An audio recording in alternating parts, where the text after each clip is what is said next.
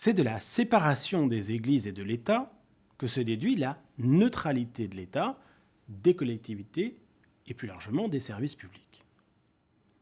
La France, république laïque, je cite, assure l'égalité devant la loi de tous les citoyens, sans distinction d'origine, de race ou de religion.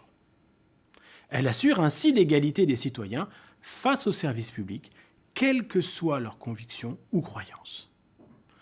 Le service public ne peut donc montrer une préférence ou faire preuve d'une attitude discriminatoire selon l'appartenance ou la non-appartenance religieuse, réelle ou présumée, de ses usagers. L'État, les collectivités territoriales, les services publics ne peuvent pas prendre de décision qui traduirait une préférence, une discrimination.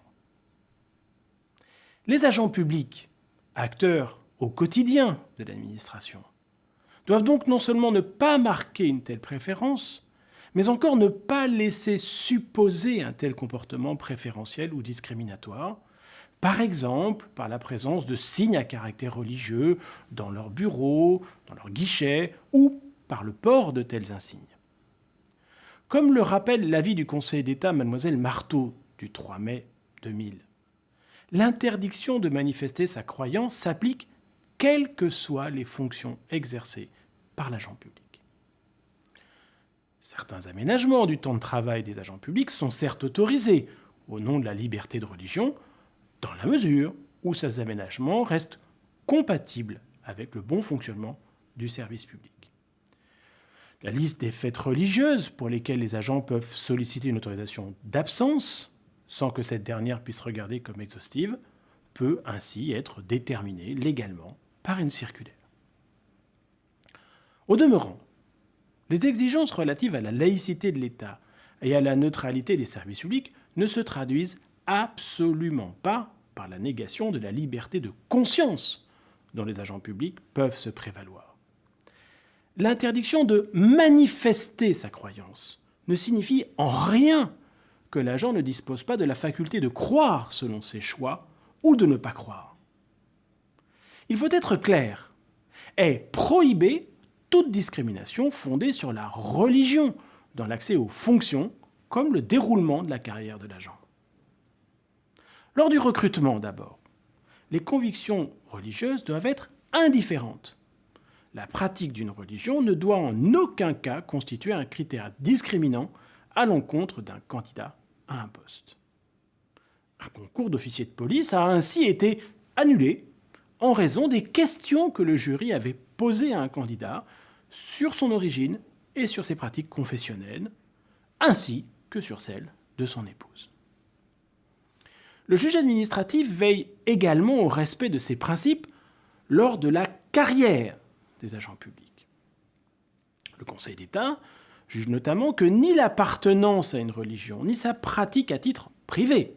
Attention, la solution est bien évidemment totalement différente pour la pratique dans l'exercice des fonctions. Donc, en cas de pratique privée, même connue par les autres agents du service, il est impossible qu'elle serve de fondement à une mesure défavorable à l'encontre d'un agent, pas plus qu'elle ne peut servir à justifier une mauvaise appréciation sur une feuille de notation.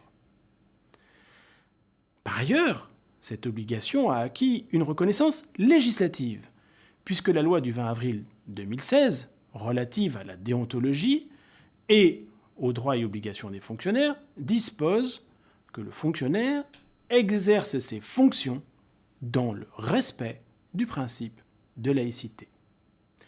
À ce titre, et je poursuis la citation, il s'abstient notamment de manifester, dans l'exercice de ses fonctions, ses opinions religieuses. Le fonctionnaire traite de façon égale toutes les personnes et respecte leur liberté de conscience et leur dignité. Il appartient à tout chef de service de veiller au respect de ces principes dans les services placés sous son autorité. Tout chef de service, et je poursuis la citation, peut préciser, après avis des représentants du personnel, les principes déontologiques applicables aux agents placés sous son autorité en les adaptant aux missions du service. La loi consacre donc, au-delà de l'obligation déontologique de laïcité, qui concerne, on l'a compris, non la conviction religieuse, mais son expression. La loi consacre donc le rôle premier du chef de service, qui joue un rôle essentiel dans la mise en œuvre du principe de laïcité. Venons-en ensuite au cas particulier des élus. Si le principe de neutralité du service public fait obstacle à ce que des agents ou des salariés participant au service public manifestent leurs croyances religieuses, ni la jurisprudence ni la loi n'étendent aux élus cette interdiction. Ainsi, la Cour de cassation a décidé que le maire ayant interdit, lors d'un conseil municipal, à une élue de prendre la parole au motif qu'elle portait un signe symbolisant son appartenance à la religion chrétienne, avait commis une discrimination. Pourquoi ? Parce que ce signe n'était facteur d'aucun trouble susceptible de justifier la décision du maire, et ensuite et surtout parce qu'aucune disposition législative nécessaire en vertu de l'article 9 de la Convention européenne des droits de l'homme n'avait été prise pour que des restrictions soient apportées à la liberté de manifester sa religion ou ses convictions. Par ailleurs, le Conseil d'État a jugé, je cite, que la présence d'une candidate voilée sur une liste électorale n'est pas contraire à la liberté de conscience, à l'égalité des droits et au droit à la sûreté, au principe de laïcité, à la loi sur la séparation des églises de l'État, et n'est donc pas de nature à faire obstacle à l'enregistrement de la liste en préfecture. En pratique, cependant, l'Observatoire de la laïcité recommande aux représentants élus de la République, lorsqu'ils participent à titre officiel à des cérémonies religieuses, de ne pas témoigner, par leur comportement, d'une adhésion manifeste à un culte, quel qu'il soit. Cette recommandation ne s'oppose évidemment pas à l'observation des marques de respect communément admises. Venons-en au cas des usagers, source d'importantes confusions. La neutralité s'applique aux agents du service public, mais elle ne saurait s'appliquer aux usagers, qui, en application du principe de laïcité, leur garantit la liberté de conscience. Ils peuvent manifester leurs convictions, notamment par le port de signes d'appartenance religieuse, même dans les services publics. Évidemment, sous la stricte réserve de ne pas troubler l'ordre public et le bon fonctionnement du service. Ainsi, au sein de tout service public, tout usager peut porter un signe religieux, comme un signe politique d'ailleurs.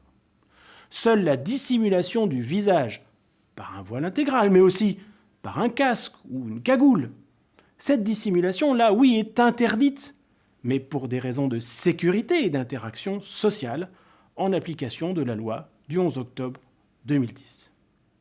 Une authentique dérogation existe en droit français. C'est celle qui a été introduite par la loi du 15 mars 2004, interdisant le port de signes ou de tenues manifestant ostensiblement une appartenance religieuse. Elle s'applique aux élèves des écoles, collèges et lycées publics qui sont pourtant des usagers du service public de l'éducation. Ainsi, les signes et tenues interdits sont ceux dont le port conduit à se faire immédiatement reconnaître par son appartenance religieuse, tels que le foulard, la kippa ou une croix de dimension excessive. La loi, en revanche, ne remet pas en cause le droit des élèves de porter des signes religieux discrets. Il est à noter que cette interdiction strictement limitée aux écoles, collèges et lycées publics ne s'applique pas dans l'enseignement supérieur, et notamment au sein de l'université, que les élèves, usagers, sont libres de fréquenter en revendiquant leur religion, sous réserve, classiquement, de ne pas troubler l'ordre public.